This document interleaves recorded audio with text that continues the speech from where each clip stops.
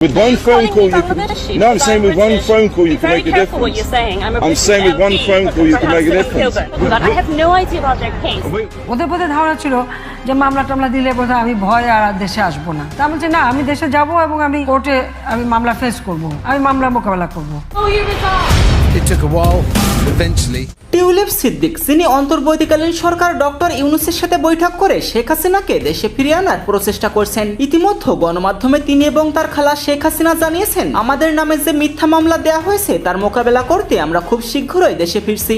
আর আমার যুক্তি ছিল, আমার বিরুদ্ধে মামলা দিয়েছে, ওয়ারেন্ট ইস্যু করেছে, আমি সেই মামলা মোকাবেলা করতে যাব, তাহলে আমাকে যেতে দেওয়া হবে না কেন? ওদের বোধহয় ধারণা ছিল যে মামলা টামলা দিলে বোধহয় আমি ভয় আর দেশে আসবো না। তা বলছে না, আমি দেশে যাব এবং আমি কোর্টে আমি মামলা ফেস করব, আমি মামলা মোকাবেলা করব।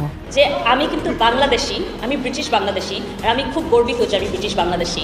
আগামী নির্বাচনে হারবো নাকি জিতবো জানি না, দেখি লেবার পার্টির কি অবস্থা হয়। কিন্তু আমি আপনাকে বলি, মানুষ কিন্তু সাহায্য করা যায় যে কোনো জায়গা থেকে। আমি কিন্তু ব্রিটেনে বসেও বাংলাদেশকে সাহায্য করতে পারি, তার চেষ্টা করছি করতে। আর আমাদের তো অনেক ব্রিটিশ বাঙালি।